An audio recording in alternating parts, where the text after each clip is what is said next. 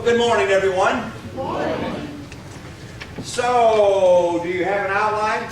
I hope so. Well, the title is Biblical Strategies for Maintaining My Moral Integrity at Home, at Work, at Church, and in my relationships. I know it's kind of an extended title, but I always have believed that a title should stand alone, and that you should be able to read the title and know exactly what the message is about. So that's what we're going to be talking about. Moral integrity. So every month or so there's a story about a public official or a prominent religious person who has had a moral failure. And that's not surprising, because Satan is alive and well and always on the attack. So I want to share with you some biblical strategies for maintaining moral integrity. So the first thing that we want to do is define what we mean by integrity and how the word is going to be used in this message. So you have on your outline Bruce's basic definition of integrity. This is not intended to be all-inclusive. It simply applies to this message. What is integrity? Honest, transparent living inside and out according to biblical principles. The word integrity comes from the word integer, meaning a unit of one. In other words, you are the same on the outside as you are on the inside. You are not pretending. You're not two different people, one here and one there. You are a unit of one. So Paul wrote to the church in Corinth, and he wanted to tell them that he was a person of integrity, that he has not been trying to fool them or play games with them. And this is what he said to them in 2 Corinthians 1:12.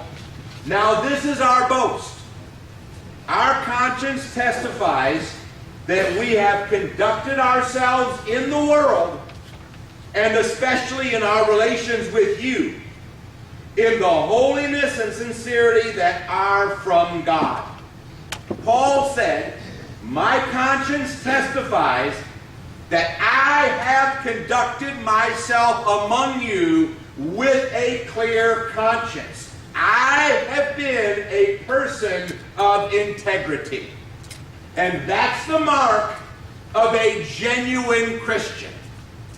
So what exactly does this mean on an everyday basis, being a person of integrity? How does that look in your life? How's that going to look in your life tomorrow? That's Ephesians 5:3. But among you, there must be not even a hint of sexual immorality, or of any kind of impurity, or of greed, because these are improper for God's holy people. So we're going to talk about some biblical principles on how we can protect ourselves in the area of integrity. And so this first section we're calling Be Aware of Built-in Hazards to the Christian Life. Now that may sound like built-in shelving in your den. You may have built-in shelving, right? That sounds like built-in. What I mean by built-in, to use a figure of speech, these are some things that come with the territory. These are some things that we deal with simply because we are part of a physical world. So we need to be aware of these because they can contribute to our integrity. Number one is physical exhaustion. This is a big one. Physical exhaustion. When you're wore out and tired, your resistance is lowered and you are susceptible to a lot of different things. Discouragement, depression, and all kinds of temptations. Be aware that people often stumble into temptation after experiencing a spiritual or emotional high. That people can go from the mountaintop to the valley very quickly. And a great example of this is the well-known Old Testament prophet Elijah. His story is found in 1 Kings 18 and 19. So on one side we had the prophet Elijah who stood alone. On the other side there were the 850 false prophets. And everybody wanted to know, who are we supposed to follow? Elijah, who's standing over here alone, or the 850 prophets who belonged to King Ahab and Queen Jezebel? Well, how about we have a contest? And in this contest, we will each build an altar, and the God who sends fire down from heaven to burn it up, that's the one we'll serve. And they say, yeah, woo, that's a great idea. So the 850 prophets of Baal and the Asherah, they put together their altar, and they call on their gods, and they cut themselves. Nothing happened. Then it was Elijah's turn. He built his altar. He called on God, and the Lord sent this flame of fire down. And not only did it burn up the altar, it licked up and sucked up all the water around it too. And so it was evident who was the true God. So Elijah said, well, why don't we go ahead and kill these 850 false prophets? That's what they did back in the Old Testament days. We usually don't kill people if you have a different opinion from us, okay? We don't normally go out and kill you. But in that covenant, that's what they did. So they're all wiped out. All the false prophets are gone. You think that Elijah would have been just, man, he would have been on top of the world. Well, Jezebel, the queen, found out what had happened, and old Queen Jezebel said, Elijah, I'm going to kill you and make you like those prophets. And the guy got scared. How could you be scared of some old woman just after you've seen the fire fall from heaven? He gets scared, and he runs, and he hides under a broom tree, and he is so depressed, he says to God, just come and kill me. I want to die. From here to here doesn't take very long. And so be aware that when you are physically exhausted, that you're going to be susceptible to certain temptations. So one of the 10 Commandments, the fourth one, says, keep the Sabbath day. Now here's what I get out of that as a New Testament Christian. In a cycle of 7 days, you should be taking at least one day off. In a cycle of 7. Because if you don't, you're going to wear yourself down and wear yourself out, and you're going to end up under a broom tree discouraged just like Elijah. So be aware of physical exhaustion. Here's another built-in hazard. Number 2, be aware of flattery in the workplace. That's right. Well, we don't use the word flattery very much, do we? It's not that uncommon. Flattery, platitudes, flattery in the workplace. Now I'm going to tell you about that and why it's important to be aware of this. We're going to look at a passage in Proverbs 5 and verse 3. But what we're really looking for is the principle that's behind the passage. So here's the passage. It says, for the lips of an adulteress drip honey, and her speech is smoother than oil. And now I'm going to apply it. Success in the workplace can be very seductive. See, I said that, now I'm waiting for your response. I'm going to say it again. Your success in the workplace can be very seductive because you are a man or a woman, you are in a place of authority. You have people working below you. You are making pretty good money. Be aware that people can flatter you and see you as a means of advancing themselves, and they won't hesitate to be immoral in order to reach their goals. So just be aware. Flattery in the workplace.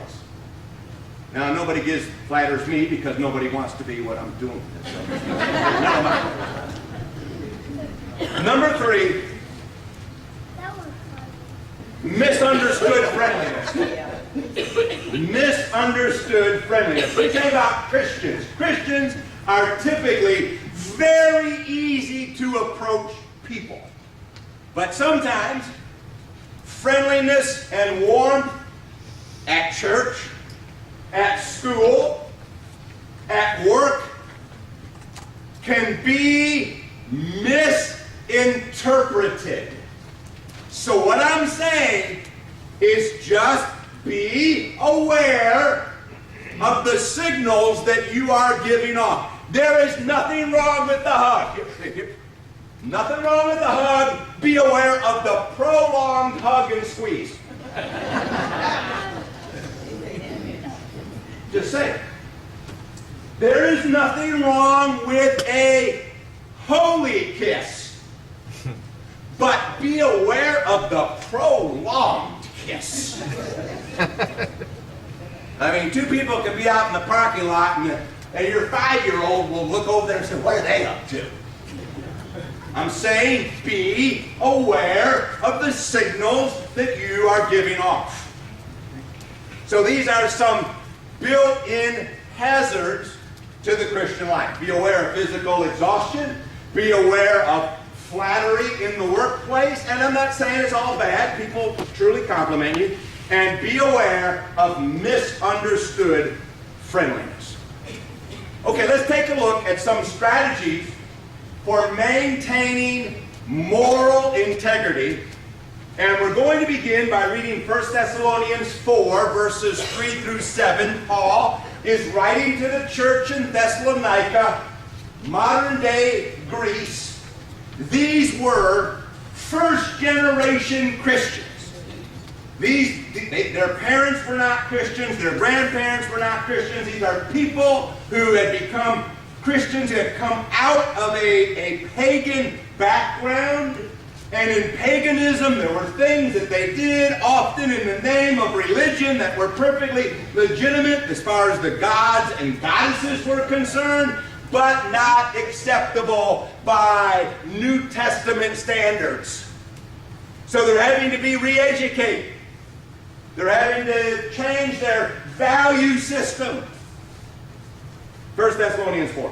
It is God's will that you should be sanctified, that you should avoid sexual immorality, that each of you should learn to control his body in a way that is holy and honorable, not in passionate lust like the heathen who do not know God, and that in this matter no one should wrong his brother or take advantage of him. The Lord will punish men for all such sins, as we have already told you and warned you. For God did not call us to be impure, but to live a holy life. So, strategies. Strategies for maintaining moral integrity. Strategy number 1 is never consider yourself above temptation. Now, I know you don't. I know this isn't anything new, but we need to be reminded of these things. Never consider yourself above temptation. Every Christian is vulnerable at certain times and in certain situations. 1 Corinthians 10:12 says, if you think you are standing firm, be careful not to fall. Proverbs 16:18. Pride goes before destruction, a haughty spirit before a fall. So beware of pride. Pride is kind of like the person who thinks that their house is never going to be broken into. So they never lock the doors, and they leave all of their cash on the kitchen table. I know you leave your cash on the kitchen table. And then they get robbed, and they're scratching their head and asking themselves, oh, how did this happen? Why did this happen? Be aware. This is Jeremiah 17:9. The heart is deceitful above all things and beyond cure. Who can understand it? So we should never consider ourselves as living above sin.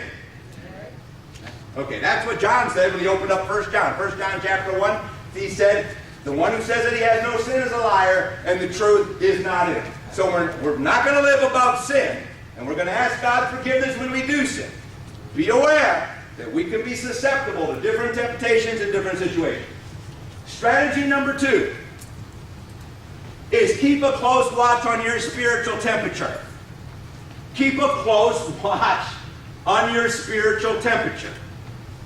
Maintaining your daily walk with the Lord is absolutely imperative to maintaining a normal spiritual temperature. To maintain your daily walk. So in 1 Corinthians 9:27, Paul said this, I discipline my body and make it my slave, so that after I have preached to others, I myself will not be disqualified for the prize. You know what this says to me?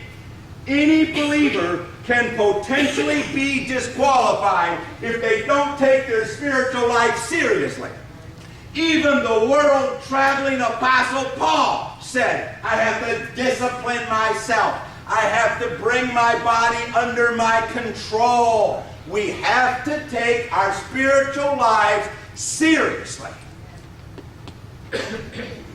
So, you know that in the Old Testament there are some very unusual stories, to say the least, right?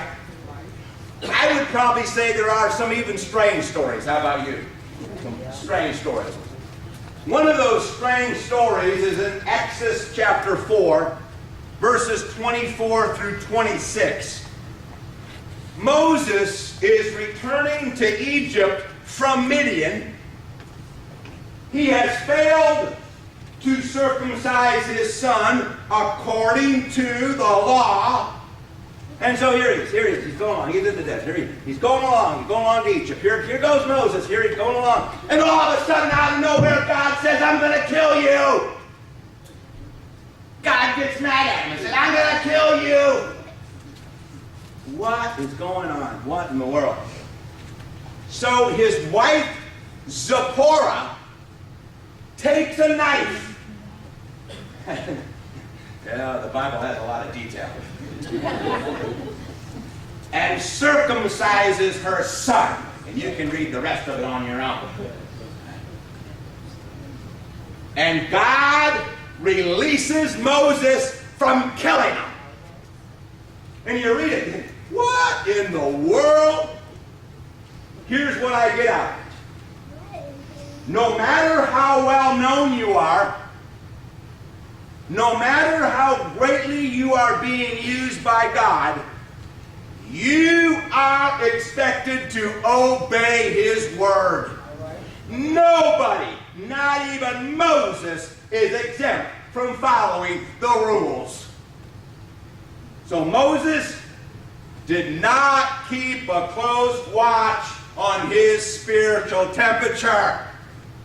Should have been doing a better job of it following the law. So you and I need to be focused on following the biblical principles that we have been presented to us. Strategy number 3. If you're married, maintain your marriage. And I searched for a better word than maintain. I know it sounds maybe perhaps rather mechanical. You maintain a car, you maintain a chainsaw, you maintain your house. Maybe there would be a better word for your marriage, but I think maintain, carries the idea that I want you to have. All relationships have to be maintained. And one important element in marriage is a happy home.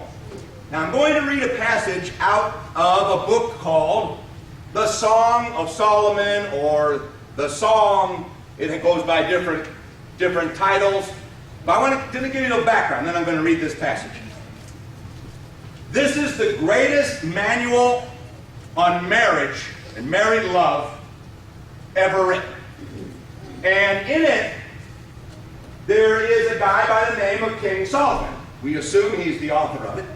Probably written early in his life when he was a young man, before he became a polygamist and had multiple wives and concubines and had a harem. So I'm figuring this is when he was a young man and he was monogamous. And he was out looking at his fields one day, and he sees this beautiful country girl. Sees a country girl. And she's not given a name, but she's from Shulamim, so we usually call her Shulamith, although she's given no specific name. And now he wants to marry her. And she doesn't understand why. I'm just a country girl. I'm out here in the sun, and my skin is dark and tan. I don't know why King Solomon would want me when he has all of these beautiful ladies in the court of Jerusalem who have people to do their hair every day, put on their makeup every day. Why would he want me, a country girl?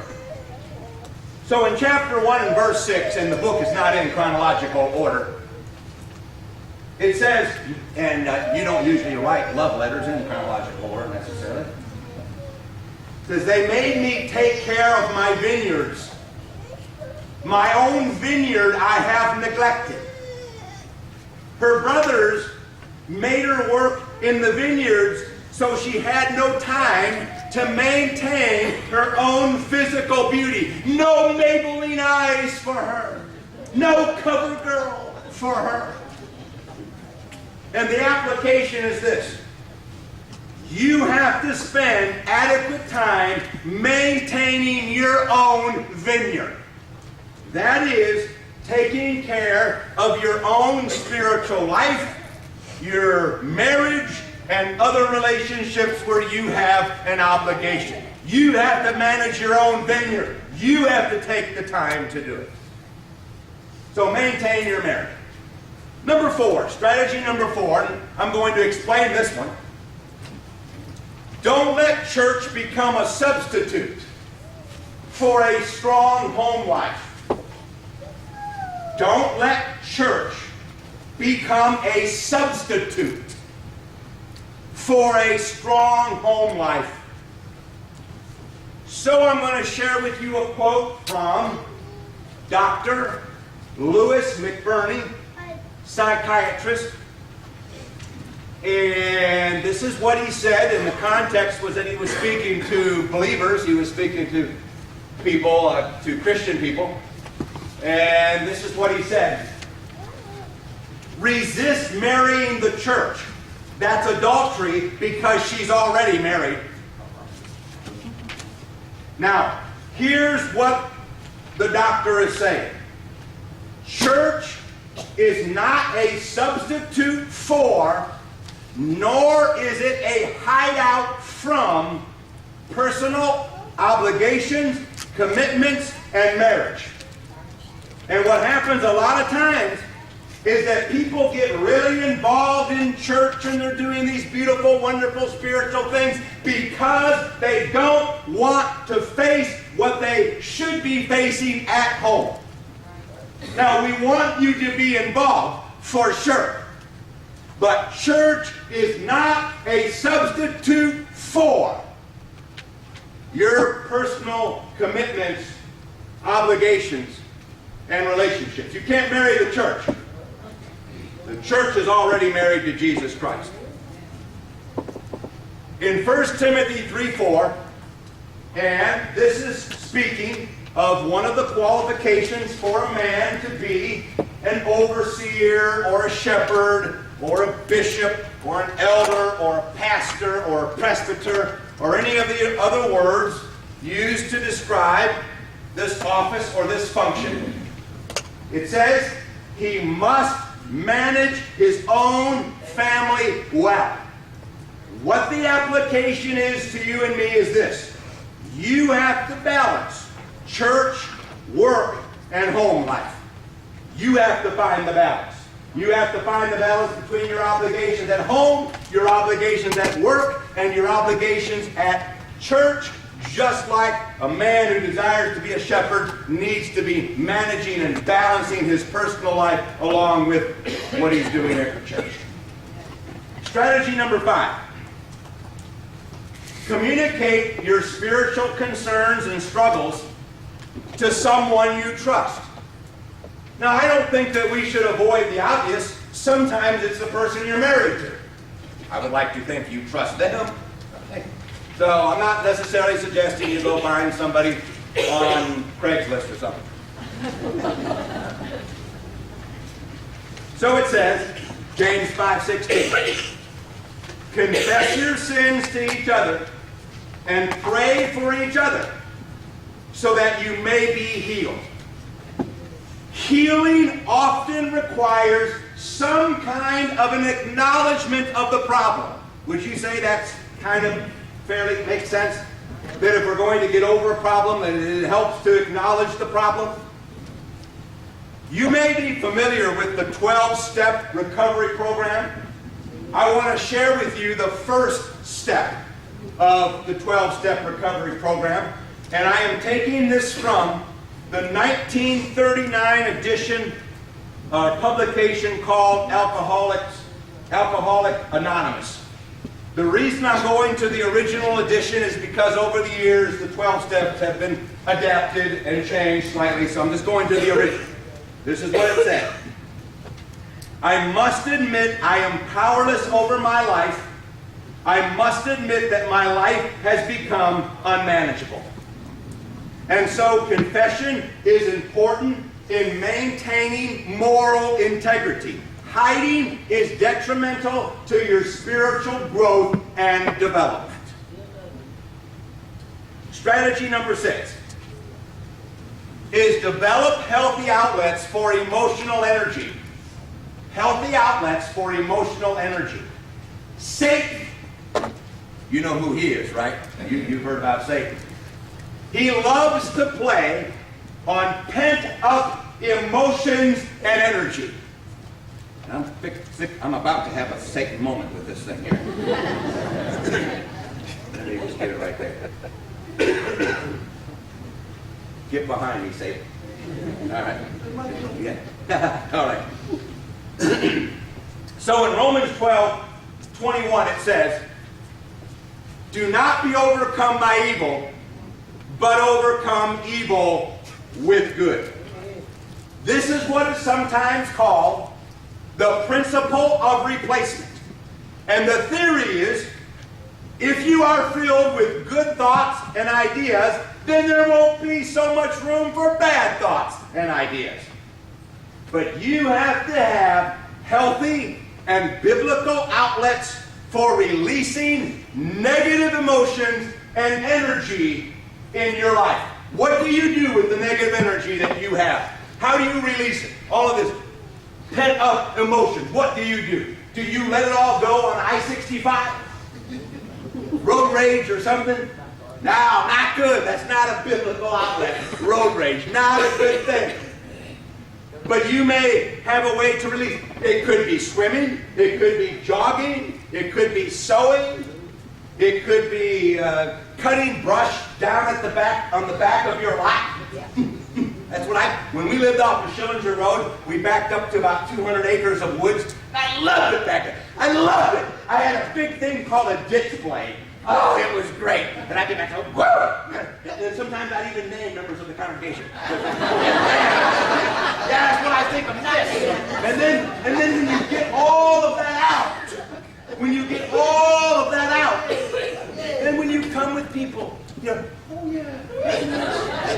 Oh, that's, you be very sweet. I'm not saying you have to have a release. You get, okay, I didn't really name anybody. That was just a part of it for a little hyperbole for emphasis sake. So don't hold me to that literally. Okay, literally. So you know what I mean by having to have some kind of a relief. Strategy number 7 is you have to guard your mind. Guard your mind. The Bible is very specific about this.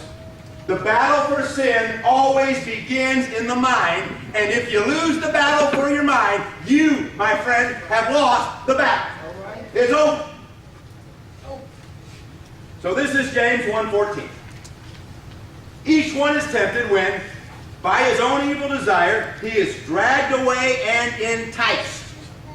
Then, after desire has conceived, it gives birth to sin, and sin, when it is full grown, gives birth to death. I underline the word enticed because the word means that you have been caught off guard. You've been enticed. And did you know that temptation does not warn you in advance? Temptation, like tomorrow at 2 p.m. I am coming to tempt you. 2 p.m. Monday, February 10th. doesn't happen like that. Doesn't happen. Someone said it would be nice if it did. Yeah, because we could be prepared for it. About 1:55, you get ready. So I've listed several verses that deal with guarding your mind, and I'm going to read most of these. I know it's rather extensive, but I put them on your outline so you can have them, and you can look at them and be benefited by them as I have been. This is 2 Corinthians 10:5. It says, take captive every thought to make it obedient to Christ. Okay? Proverbs 4:23, and you have to read it in the Good News version. Be careful how you think. Why? Your life is shaped by your thoughts. That's true, because how you think determines how you feel, and how you feel determines how you act. And that's why if you want to change behavior, you can't always simply change the environment. You have to go back and change the way you look at something, the way that you think about it. This is Mark 7:15. There is nothing people put into their bodies that makes them unclean. People are made unclean by the things that come out of them. Comes out of them. Now there are some forms of seaweed that you can eat. Did you know that there's some seaweed that you can eat? Eating seaweed will not make you unclean. Although I probably won't join you. You can eat dirt. I'm not suggesting you eat dirt. But even if you eat dirt, dirt is not going to make you unclean, and you don't get any dirtier than dirt. The point is, it's not what's going in this direction, it's what's coming out this direction. That's what you need to be aware of. 2 Timothy 4:5. It says, keep your head in all situations. 1 Peter 1:13. Prepare your minds for action. Yeah, in the King James it says, gird up your loins. People read that today and say, what? Gird up your loins? That's what you did before you worked, right? If you had on like a robe, you had to pull that thing up like here, get your legs out there so you can start. Gird them up. Well, listen, I just prefer the prepare your minds for action. Then that saves me one step of having to explain gird your loins. A lot of people, what are loins? Loin chops. Romans 13:14. Clothe yourselves with the Lord Jesus Christ and do not think about how to gratify the desires of the sinful nature. Matthew 5:28. Anyone who looks at a woman lustfully has already committed adultery with her in his heart. Psalm 101:3. This would be good for computer screens. I will set before my eyes no vile thing. Job 31:1. I made a covenant with my eyes not to look with lust upon a young woman. Ephesians 6:17. Take the helmet of salvation. Why? Because salvation protects the mind. He's saying you have to guard what you think about. So guard your mind. Strategy number 8. Remind yourself regularly of the damaging consequences of moral failure. Remind yourself regularly of the damaging consequences of moral failure. Sometime, and I thought about doing it this morning, but then I said, well, nah, I'll let you do it on your own. Go to YouTube and put in Jimmy Swaggart. That's S-W-A-G-G-A-R-T, but if you don't get it right, it may auto-correct it. Jimmy Swaggart Confession. And you'll have a choice of these 5-minute clips from 1988. And it is one of the most dramatic confessions that you will ever see. In the 1970s and 80s, Jimmy Swaggart, his ministry out of Baton Rouge, Louisiana, was global. And he was a global star. And as far as raw talent was concerned, there were a few people who exceeded this guy. This guy was like the whole package, all just wrapped up in one. He had an incredible ability to speak and communicate with people in a way that deeply moved them. He played instruments well, and he sang well. The guy just did it all. But he destroyed himself over the wrong things. And he repented. And I accept his repentance. As 1988, he could have gone and just lived in a beach house for the rest of his life. He's very wealthy, but he chose to continue, and they still have a ministry going on over in Baton Rouge. But it's pretty dramatic. It was Oscar Wilde, the playwright, the Irish playwright, who died in 1900, who said this: "Sometimes I can resist everything except temptation."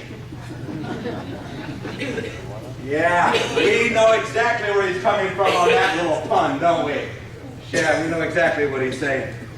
Hebrews 11:25 says there is pleasure in sin for a short time. There's no doubt sin, much of sin is pleasurable, or else nobody would do it. There wouldn't be any temptation if it wasn't pleasurable. So the application is this: when it comes to temptation, you have to have a long-term perspective, not a short-term view. You have to look at it long-term, not short-term. In another passage, in another version, it says sin, you ready for this? Sin is glamorous. I think of some of those glamorous people in Hollywood and on the red carpet. You know, on the red carpet, how they look so, oh man, they're glamorous. They're good-looking guys, good-looking girls.